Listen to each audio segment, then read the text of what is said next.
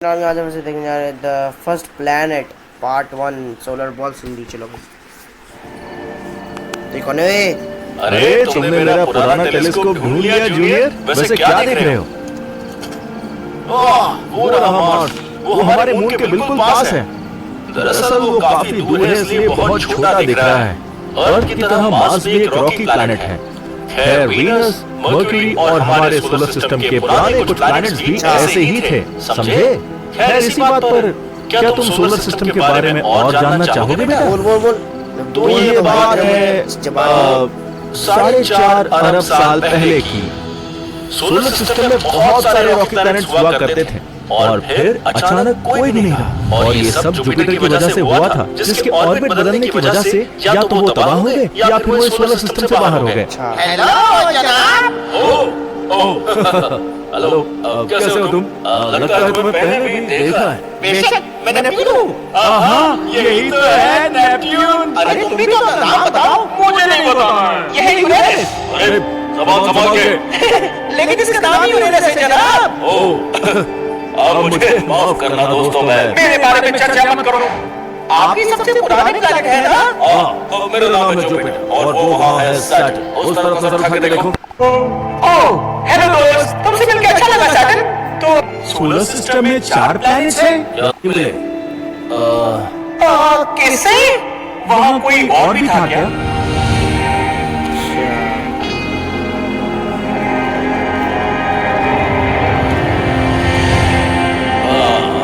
मेरा मतलब Rocky planets था। मतलब उनका भी निर्माण हो रहा है और वो भी हमारे जैसे ही प्लैनेट्स बन जाएंगे। दोस्तों, इनके इतने करीब मत जाओ।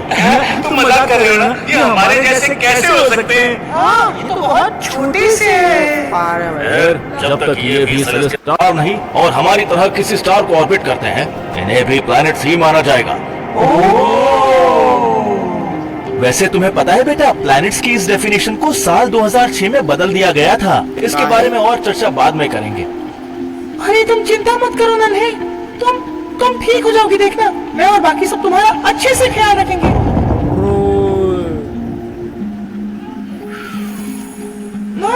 नहीं, ऐसा फिर से हो गया। ये तो बिल्कुल सन के सामने ही हुआ। देखा जाए तो ये अंतरिक्ष बहुत दुष्ट भी हो सकता है। यहाँ क्या चल रहा है दोस्तों? हमने अपनी आंखों के सामने एक एस्टेरॉइड द्वारा एक रॉकी प्लैनेट को तबाह होते देखा है। मेरे तो रोंगटे खड़े हो गए। हाँ, अगर जल्दी एस्टेरॉइड से बचने का कोई तरीका नहीं ढूंढा तो ये अंतरिक्ष रॉकी प्लैनेट्स का कब्रिस्तान बन जाएगा। तो बहुत मजा किया हो। जानता हूँ।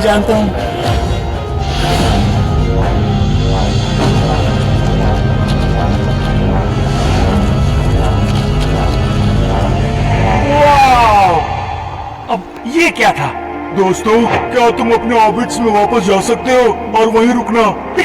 वहाँ बोर होता है। चलो, मैं तुम्हें अपने एस्टेरॉइड से कलेक्शन दिखाता हूँ यूरेनस। अरे यार, सबके सामने मेरा नाम तो मत लिया करो।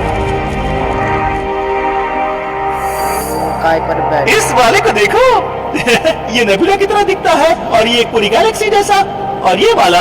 अच्छा दोस्त, हम बाकियों से काफी दूर नहीं निकल आए, तुमने नोटिस किया? अब हाँ, पर ज्यादातर ऑर्बिट बोरिंग है। मुझे काइपर बेड के पास रहना पसंद है। यहाँ मस्ती करने के लिए कुछ ना कुछ। ने हमें हमारे ऑर्बिट्स में रहने के लिए कहा है। क्या तुम सच में सबसे इतनी दूर ऑर्बिट करना चाहते हो? अरे मैं कर लूंगा। और तो और, मेरे साथ तुम भी तो हो ना? हाँ, मैं भी कोशिश करता रहूंगा आने की। ठीक है, चलता हूँ। Okay, bye bye. अब तुम्हारी याद आएगी। बाद में मिलेंगे।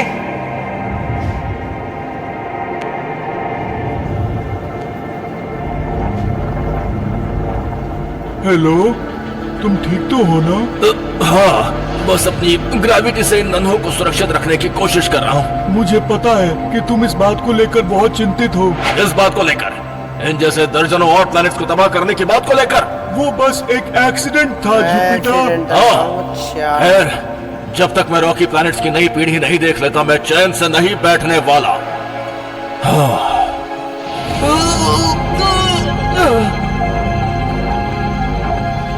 जुपिटर सोलर सिस्टम का एक बाउंसर बन गया। जिसने एस्ट्रॉइड बेल्ट को पहले अपने और बाद में मार्स के ऑर्बिट तक ही सीमित रखा। उसने बेल्ट के अंदर और भी किसी प्लेनेट का निर्माण नहीं होने दिया, जिस वजह से एस्ट्रॉइड बेल्ट एक शांत और खाली जगह बन गई। लेकिन फिर भी एक बच निकला। हेलो, मैं हूँ सीरीज। क्या इस एस्ट्रॉइड बेल्ट में कोई और सेलेस्टियल बॉडीज है?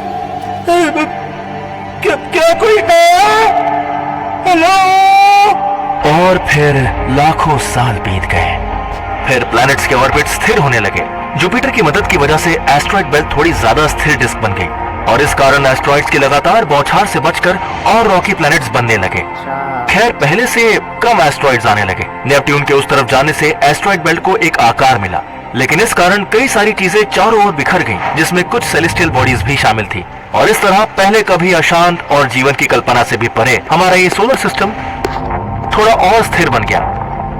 और फिर जल्द ही कुछ बहुत ही शानदार होने वाला था।